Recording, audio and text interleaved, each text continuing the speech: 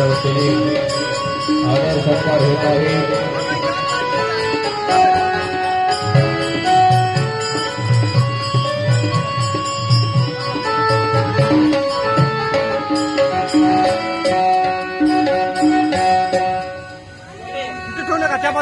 गुरुजी नाव तिकडे न्या तिथे नाही जागतीत आणून तिथे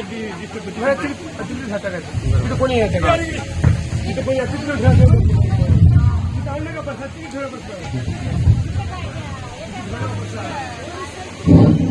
सर्व धर्मीय आज्ञा शिवनाम सत्ता रत्रात परमरसे पारायण व शुद्धता त्या सोहळ्याचा 6वा दिवस 6व्या दिवसाचे शिवकीर्तनकार शिवभक्तपरायण संगमेश्वर महाराज संगमेश्वर बिराजदार महाराज वलांडीकर यांचं व्यासपीठावर आगमन झालेलं आहे आणि आजचे महाप्रसाद दाते आहेत शाईनाथ बालाजीराव पचने। हे आता महाराजांचं शाल श्रीफळ देऊन स्वागत करते।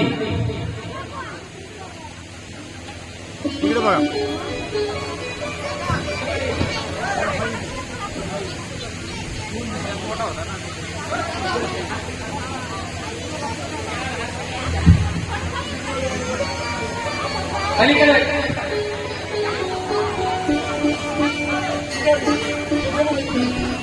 महिला मंडळांना विनंती आहे की समोर सरका। महिला मंडळ तुम्हाला हात जोडून विनंती आहे की समोर सरका।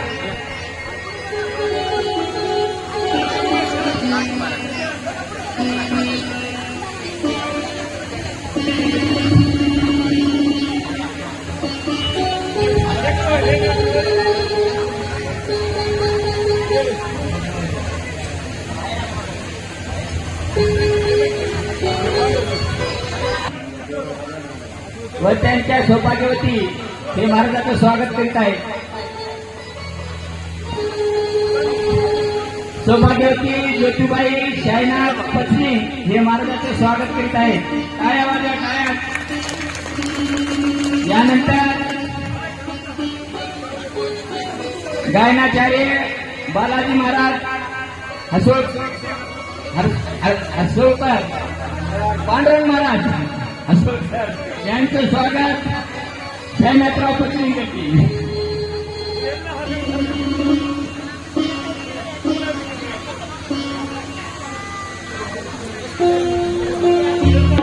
लहू महाराज शिरशीकर यांचं स्वागत शाईनाथ पत्नी करील।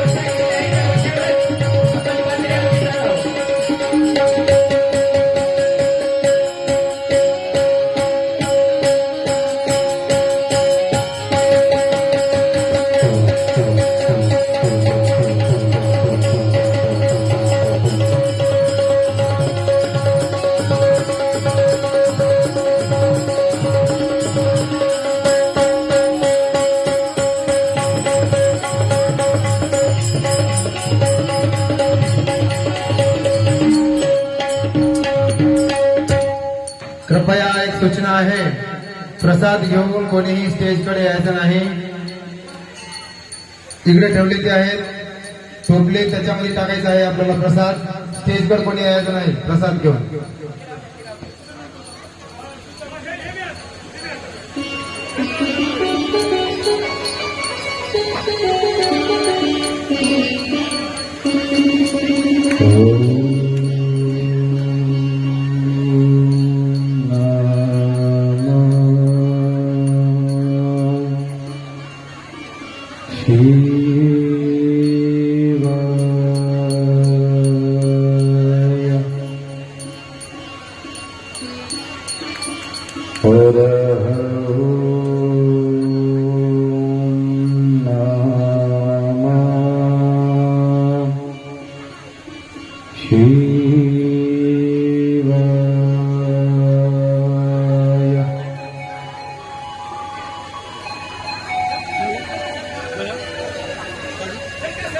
ब्रह्मानन्दं परमसुखदम् केवलं ज्ञानमूर्तिम्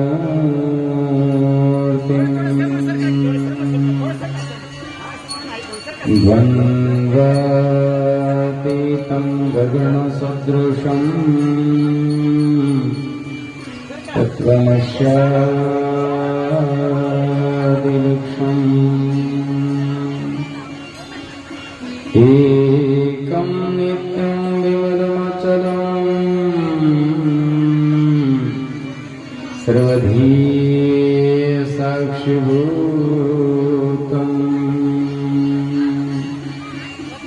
भावातीतं त्रिगुणरहितम् सद्गुरु तन्नमामि.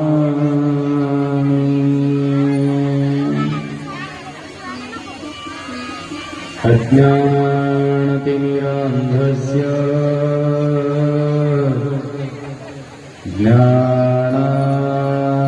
ज्ञानाञ्जनशलाकया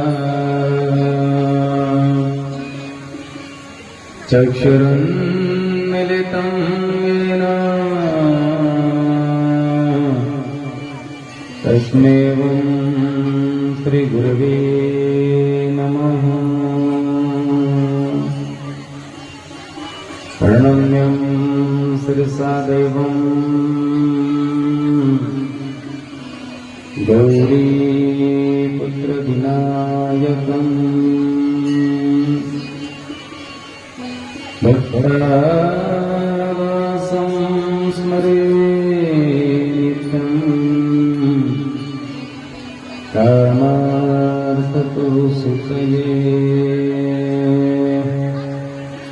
त्रैलोक्यसम्पदालेख्य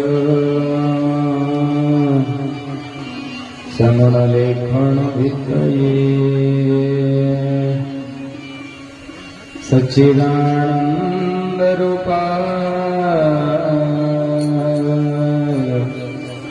शिवाय ब्रह्मणे नमः.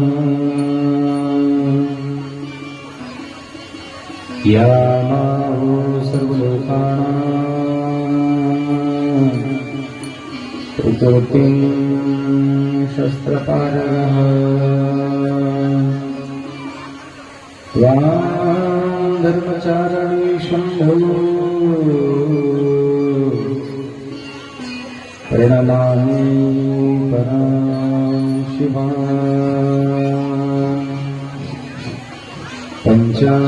पंचाभूतानां पंचाक्षरमर्दमा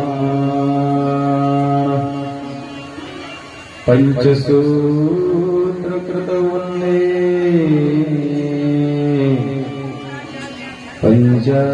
पंचाचार्याणां जगद्गुरु अखण्डमण्डलाकारम् व्याप्तं येन चराचरम् तत्पदं दर्शितं येन तस्मै श्रीगुरवे नमः। तस्मै श्रीगुरवे नमः। तस्मै श्रीगुरवे नमः।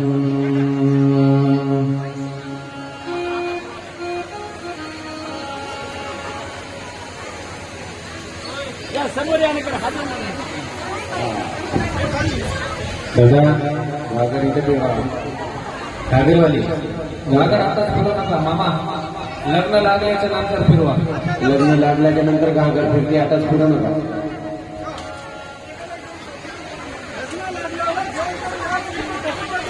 सांब सदा शिव सांब सदा शिव सदा शिव सांब सदा शिव सांब सदा शिव सांब सदा शिव सदा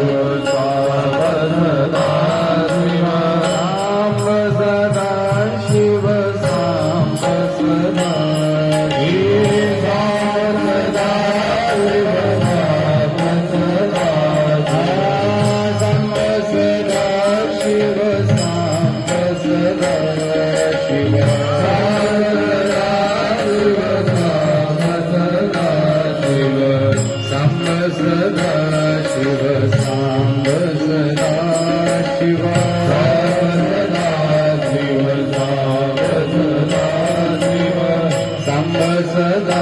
सांब सदा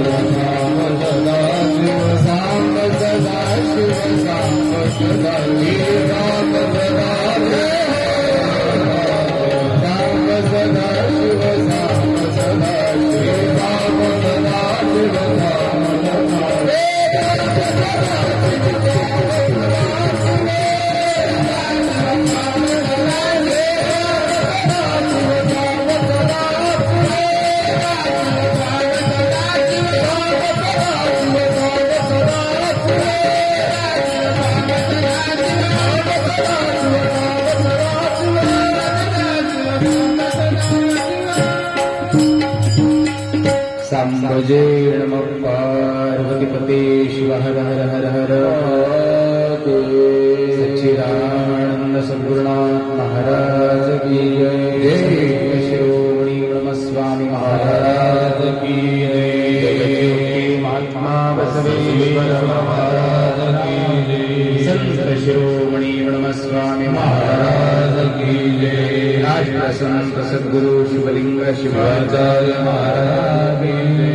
बोलो रे भाई सब सब सदन की जय। अपने माता की भारत माता की जय।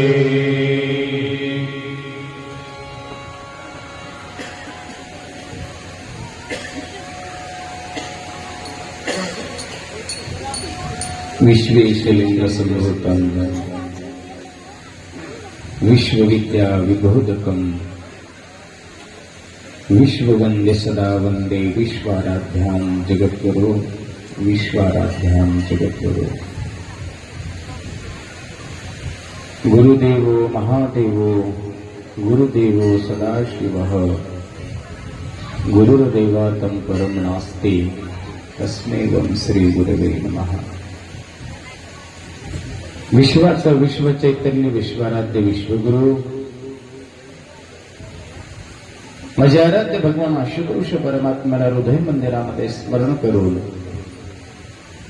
त्रिकाल वंदनीय प्राप्त स्मरणीय देहाचे शिल्पकार पदवाक्य पदप्रमाण पारावार दृष्टी वसुंधरा रत्न राष्ट्रसंत सद्गुरू डॉक्टर शिवलिंग शिवाचार्य गुरुमाऊलींच्या पवित्र चरण कमली शिरसाष्टांग दंडवत प्रणाम करून भगवान शिवाच्या पंचमुखापासून उत्पन्न झालेले श्रीमद जगद्गुरु पंचाचार्यजी 12व्या शतकातील थोर समाज सुधारक क्रांती सूर्य समता नायक जगज्योती महात्मा वसवण्णा 16व्या शतकातील तुमची आमची सर्वांची माऊली संजीवन समाजी राजे शिवयोगी संत शिरोमणी मडमत माऊली आमच्या बलांडी नगरीतील आमचे ग्रामदैवत स्थानदैवत वास्तुदैवत आमच्या आराध्य दैवत स्वानंद सुखनिवासी संजीवन समाजी राजे सद्गुरू राजोटेश्वरप्पा या सर्व दिव्य विभूतींच्या चरणी अनंत कोटी श्री साष्टांग दंडवत प्रणाम करून पुण्यग्राम पवित्र ग्राम आदर्श नगरी कृष्णूर या गावाचे ग्रामदैवत भगवान शिव परमात्मा भगवान महारुद्र परमात्मा यांच्याही चरणी साष्टांग दंडवत प्रणाम करून गेली 34 वर्षापासून चालत असलेला आपला हा अखंड शिवनाम सप्ताह ग्रंथराज परम रहस्य पारायण व शिवकथा ज्ञान यज्ञ सोहळा अत्यंत भव्य दिव्य स्वरूपाच्या माध्यमातून अत्यंत उत्साहाच्या माध्यमातून आनंदाच्या माध्यमातून या सप्ताहाचे संयोजक मंडळी आणि समस्त ग्रामस्थांच्या अत्यंत सुंदर परिश्रमातून सहकार्यातून उपस्थितीतून हा संपन्न होत असलेला भव्य दिव्य अखंड शिवनाम सप्ताह आणि या सप्ताहामध्ये यावर्षी विशेष करून काही गावातील ज्ञानवंत मंडळीच्या इच्छेनुसार काही संयोजक मंडळीच्या इच्छेनुसार यावर्षी अशी भव्य दिव्य अशी ही सुंदर अशी शिवकथा आपल्या या नगरीमध्ये कृष्णूर या नगरीमध्ये संपन्न होत आहे। पाहता पाहता आज या कथेचा 6वा दिवस आपल्या समोर येऊन थांबलेला आहे। 5 दिवस कसे संपले ते मलाही समजलं नाही, कारण की तुमच्यात ती कथा करायची आणि 200 किलोमीटर जाऊन कीर्तन करायचं आणि पुन्हा 200 किलोमीटर परत यायचं आणि आल्याबरोबर फ्रेश व्हायचं आणि गाडीवर बसायचं, पुन्हा कथा करायची, पुन्हा कीर्तनला जायचं, पुन्हा कीर्तन करायचं, तुमच्या कथेसाठी यायचं। हा सप्ताह आमच्यासाठी पूर्ण प्रवासाचा झालेला आहे। तरीही तुमच्या सगळ्यांच्या प्रसन्न चेहऱ्याला पाहून तुमच्या कमळासारख्या मुखाला पाहून आनंद होतो। एवढा त्रास सहन करूनही तुम्ही सगळेजण या ठिकाणी खूप चांगल्या पद्धतीने या कथेला श्रवण करत आहात।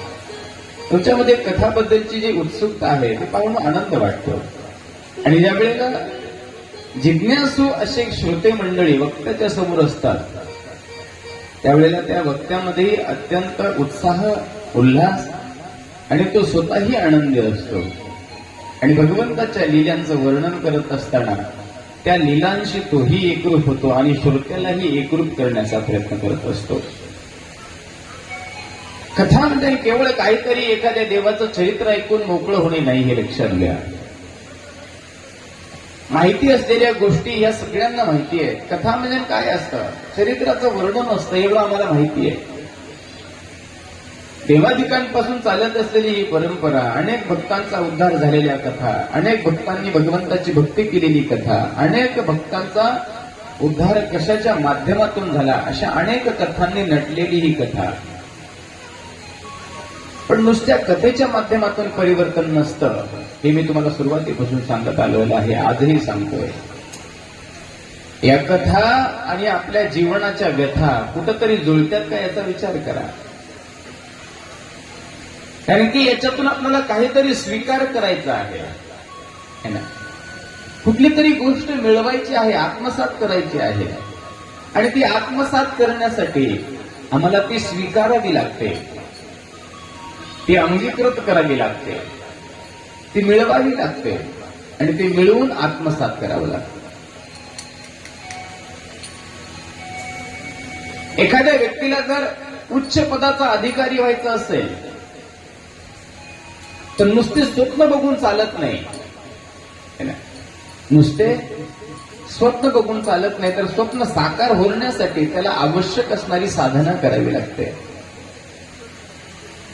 दिवस रात्र त्या प्रतिष्ठेला, त्या पदाला प्राप्त करण्यासाठी त्याला आवश्यक असणाऱ्या साधनेचा वेळ त्याला लागावं लागतं.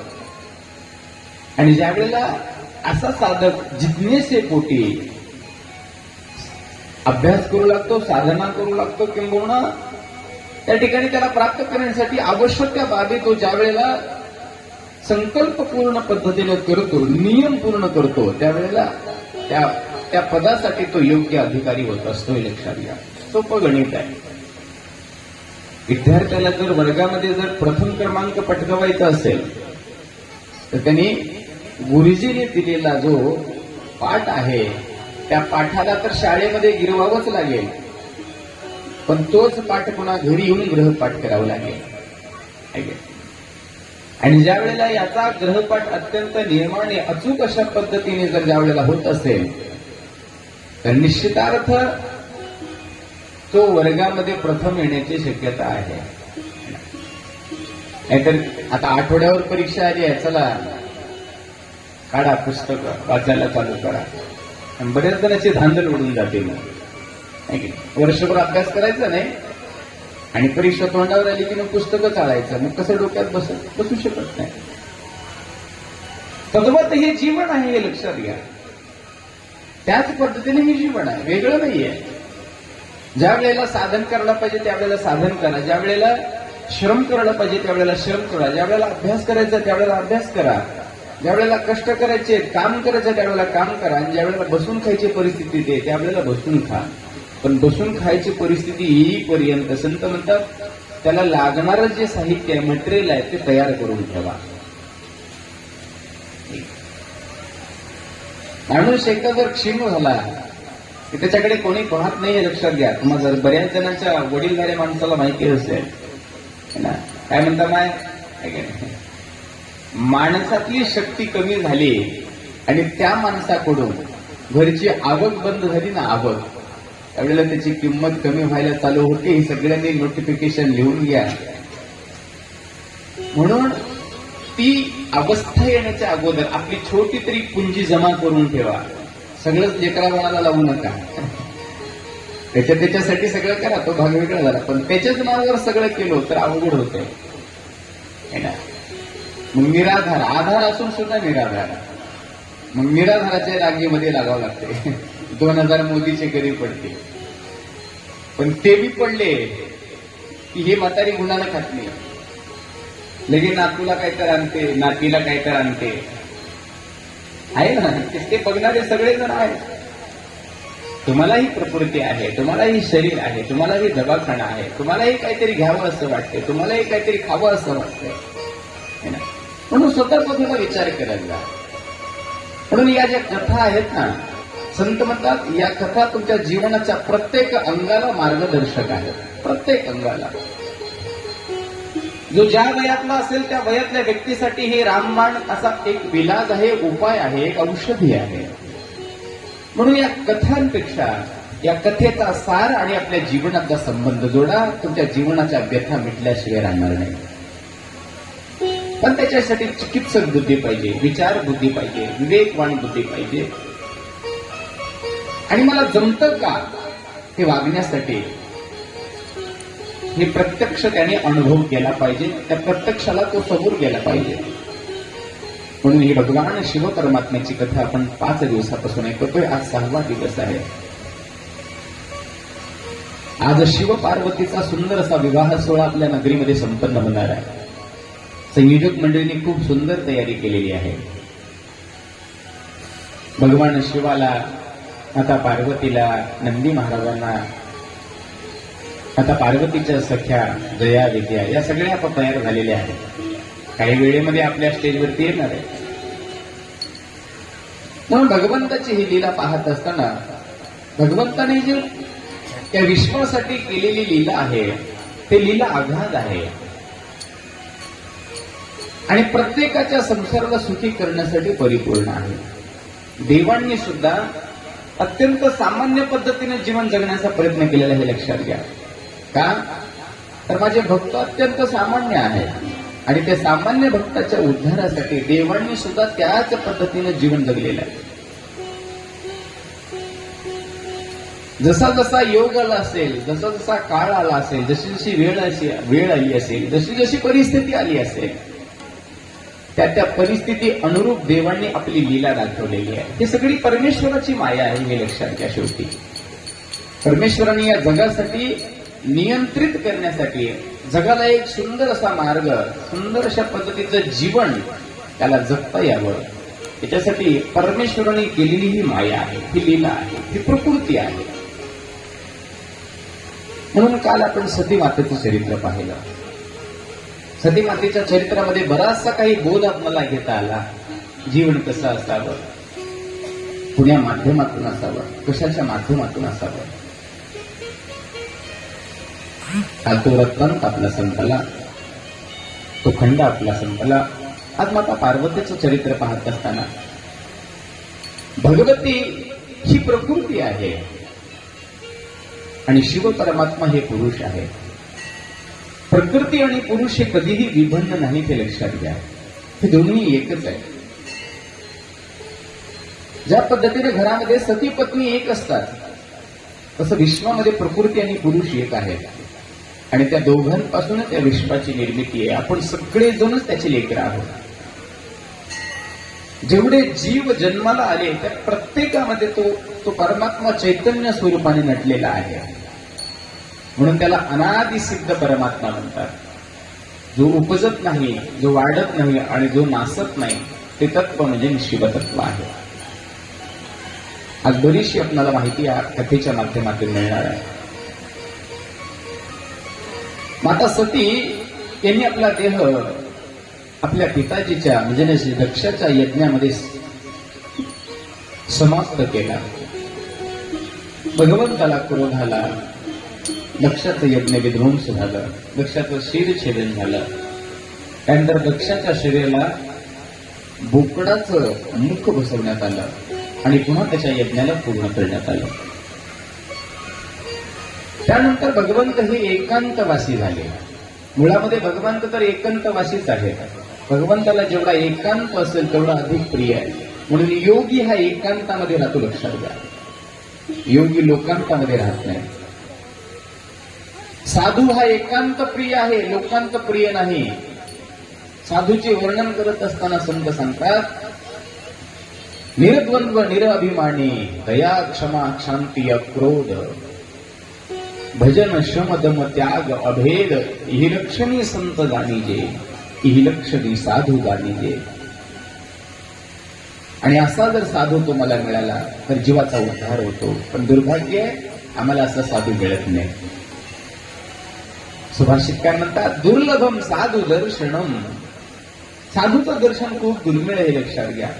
आणि ज्याच्या भाग्याने त्याच्या जीवनामध्ये मिळालं असेल त्याच्या भाग्याला पारावार उडत नाही, पारावार उडत नाही.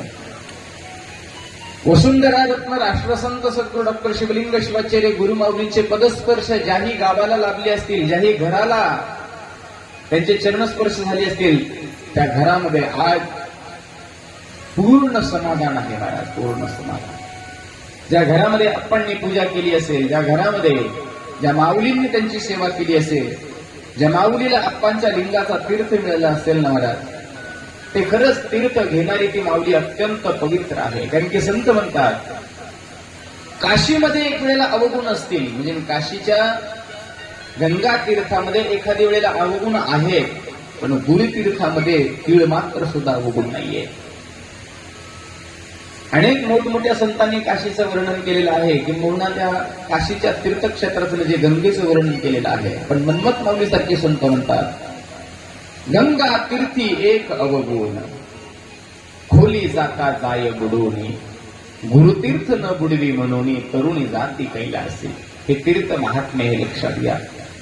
म्हणून आपल्यामध्ये लिंगतीर्थ घेण्याचा एक प्रकार आहे, किंबहुना विधी आहे, संस्कार आहे. ज्यावेळेला आपण आपल्या इष्टलिंगाला किंवा मंदिरातल्या शिवलिंगाला पंचामृताने पाण्याने स्नान घालतो, आणि स्नान घातल्याच्या नंतर जे शिवपिंडीहून शिवपिंडीला स्पर्श करून जे जल वाहत असतं त्याला शिवतीर्थ म्हणतात, हे लक्षात घ्या. तुम्हाला विशेष सांगेन, तुम्ही बऱ्याच माऊल्या शिवलिंगाची पूजा करतात. लिंगाची पूजा केल्यानंतर जे तीर्थ पिंडाला स्पर्श होऊन भूमीवरती येतं, त्या पाण्याला कधी पायाचा स्पर्श लागू नये, हे लक्षात घ्या. खूप मोठं पातक त्याच्यातून लागत असतं. आम्ही बऱ्याच वेळेला पूजा करतो, पण त्याच पाण्याला तिथंच उभं टाकतो, तिथंच तुडवतो. तशाच आमच्या पूजा चालू आहेत ना. पिंडीवर बेल वाहिलेला आहे, ते लगेच सददिशा काढतो, बाजूला कुठं कोपऱ्यात टाकतो, त्याच बेलावर आम्ही थांबतो. चुकीच आहे ना हे सगळं. आम्ही कधी म्हणजे आमची पूजा कशी फळाला येईल, किंवा आमची पूजा कशी पूर्ण होईल. मग मंदिरामध्ये प्रवेश करताना कसं करावं याचं वर्णन आहे. मंदिरामध्ये गेल्यानंतर कुण्या पद्धतीनं कुठं थांबावं याचं वर्णन आहे. भगवंताची पूजा करत असताना कुण्या पद्धतीने खाली बसावं याचं वर्णन आहे. भगवंताला अर्पण करण्यासाठी वस्तू कुण्या बाजूला ठेवाव्यात आणि कुण्या पद्धतीनं अर्पण कराव्यात. शिवपूजा झाल्यानंतर शिव निर्माल्य ज्याला म्हणलेलं आहे, शिवतीर्थ ज्याला म्हणलेलं आहे, ते कसं घ्यावं, त्यानंतर अंगल आरती करून प्रसाद कसा अर्पण करावा, आणि नमस्काराची विधी, अशा अनेक गोष्टी माता पार्वतीच्या चरित्रातून आपल्याला पाहायला मिळतात. म्हणून आजचा दिवस तुमच्यासाठी बराचसा चांगला आहे.